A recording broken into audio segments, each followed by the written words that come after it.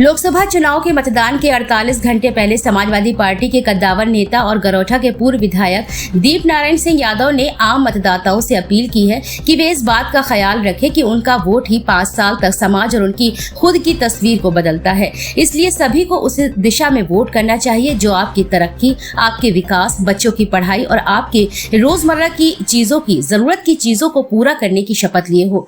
पूर्व विधायक दीप नारायण सिंह यादव ने सभी कार्यकर्ताओं तथा आम जनता से अपील की है कि पहली बार इंडिया गठबंधन के सारे दल मिलकर एक साथ लड़ रहे हैं और इसलिए राजनीतिक जागरूकता होने के बाद भी हमारे कार्यकर्ताओं का यह दायित्व तो बनता है कि वे लोगों तक यह संदेश पहुंचाएं कि किसी झांसी ललितपुर सीट पर कांग्रेस गठबंधन प्रत्याशी प्रदीप जैन आदित्य कांग्रेस के चुनाव चिन्ह हाथ के पंजे पर चुनाव लड़ रहे हैं। उन्होंने कहा कि ग्रामीण इलाकों में राजनीतिक जागरूकता तेजी के साथ बढ़ी है, लेकिन इसके बाद भी कार्यकर्ताओं का अपना दायित्व है जिसे उन्हें निभाना चाहिए। दीप नारायण सिंह यादव ने आम मतदाताओं से अपील करते हुए कहा कि इंडिया गठबंधन का स्पष्ट कहना है कि यदि आप उन्हें जिताते हैं तो वह आपको जिताएंगे। उसके पीछे की सबसे बड़ी वजह यह है कि सत्ता में आने के बाद उन्होंने सारे वर्गों की चिंता अभी से करनी शुरू कर दी है।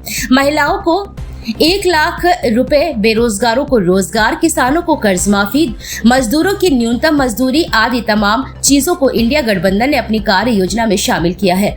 उन्होंने कहा है कि आम मतदाता का एक वोट सरकार या सांसद नहीं बनाता है बल्कि अपनी तकदीर का फैसला करता है, क्योंकि कहीं न कहीं उसकी जरूरत को पूरा करने का दायित्व सत्ता का होता है।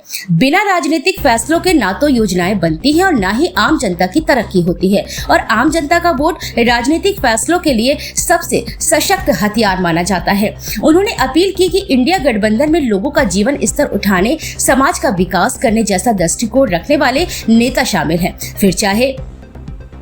फिर चाहे वे राहुल गांधी हो, अखिलेश यादव हो या दिल्ली को पूरे देश में एक अलग मॉडल के रूप में विकसित करने वाले अरविंद केजरीवाल हो। इसलिए प्रत्येक मतदाता का यह फर्ज है कि वह अपने वोट का इस्तेमाल अपने आने वाले 5 सालों में खुद के विकास के लिए करे।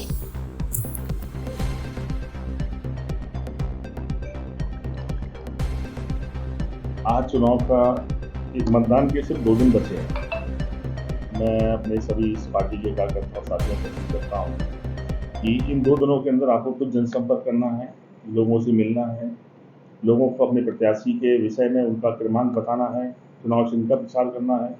वहीं गठबंधन के जो प्रत्याशी लड़ रहे हैं जिन सीटों पर बगल में, उन सीटों पर कांग्रेस सभी साथियों को ये अवगत कराना है कि वहाँ झांसी ललितपुर सीट पर प्रत्याशी प्रदीप जैन जी उनका चुनाव चिन्ह पंजा है।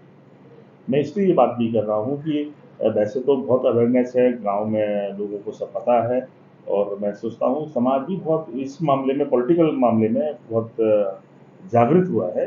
लोगों ने राजनीति को समझने की कोशिश की है और मुझे पूरा भरोसा है जिस तरह का राजनीतिक माहौल है, आदरणीय अखिलेश जी के आने के बाद, रैली होने के बाद जिस तरह की राजनीतिक परिस्थितियाँ बदली है और गठबंधन अलायंस में जो कार्यकर्ता हैं जिस तरह का तालमेल दिख रहा है, ये पहली बार लग रहा है कि सब मिलकर लड़ रहे हैं और सब मिलकर इस बात की चिंता कर रहे हैं कि हम बेहतर समाज बनाने का हिस्सा कैसे बने, कैसे हम सफलता पाएं, कैसे इंडिया गठबंधन जीते।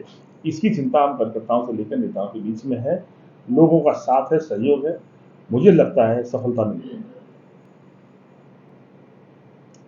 दोनों पार्टियों ने अपने अपने घोषणा पत्र जारी किए हैं। संयुक्त जो सार है घोषणा पत्र का कि हमें किसानों का कर्जा माफ करना है, आदरणीय अखिलेश जी ने कहा हम अपनी माताओं बहनों को लखपति बनाएंगे। लोग अभी कुछ देकर मदद करने की कोशिश करते थे, लेकिन पहली बार एक ऐसी बात सामने आई है कि हम उन्हें स्वावलंबी बनाएंगे। उनके पास कम से कम ये देश उनका है, देश बनने का ना, ये आदमी जो है देश का हिस्सा है, तो उसको जो व्यक्ति को अगर हम खुशहाल नहीं कर सकते या उसके रास्ता निकालेंगे तो समाज कैसे खुशहाली पर जाएगा। तो जितने भी हमारी कार्य योजनाएं बनी है कि बजट का हम 70% पैसा गाँव को खर्च करेंगे, कैसे हम रोजगार उपलब्ध कराएं, कैसे हम उद्योग स्थापित करेंगे, उसके लिए पॉलिसी बनाएंगे। क्योंकि अभी जो चीज़ें चल रही हैं उस पर उनकी बातें तो बड़ी हैं पर ज़मीन पर काम हकीकत में वैसा नहीं है। लोगों ने इस बात को महसूस भी किया है। लोगों ने बड़ी उम्मीद से कभी भी किसी को बनाया हो, लोग बहुत सारी उम्मीदें और सपने जोड़ते हैं।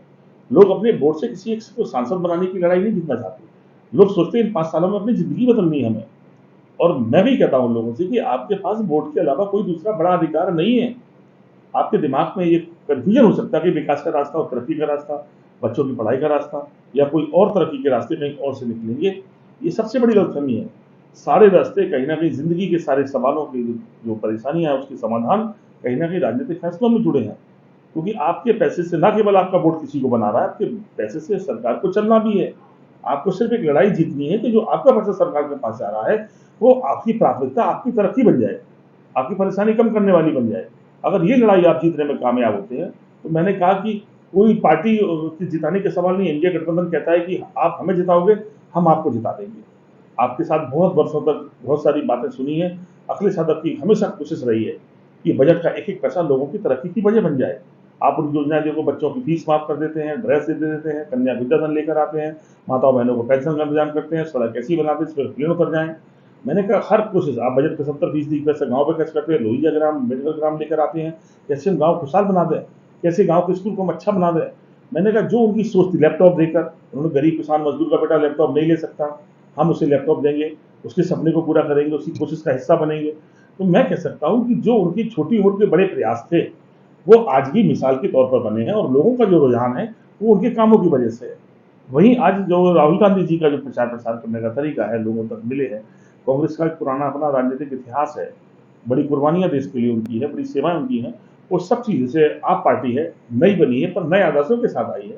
केजरीवाल जी ने नए नए तरीके से राजनीति की है और लोगों को उसके सारे रिजल्ट कैसे मिले, बच्चों की पढ़ाई बेहतर कैसे बना सकते उसका रिजल्ट दिए हैं। तो जो अलायंस के दल भी हैं वो जमीन पे काम करके अपनी पहचान स्थापित की है। तो मैं कह सकता हूँ कि जिस तरह के राजनीतिक हालात में सफलता मिलेगी और हम वहाँ पर नालंदा शहरवासी हमारे जन्म भूमि से लड़ रहे हैं, सफलता पाएंगे, यहाँ पर बीजेपी जीतेगी।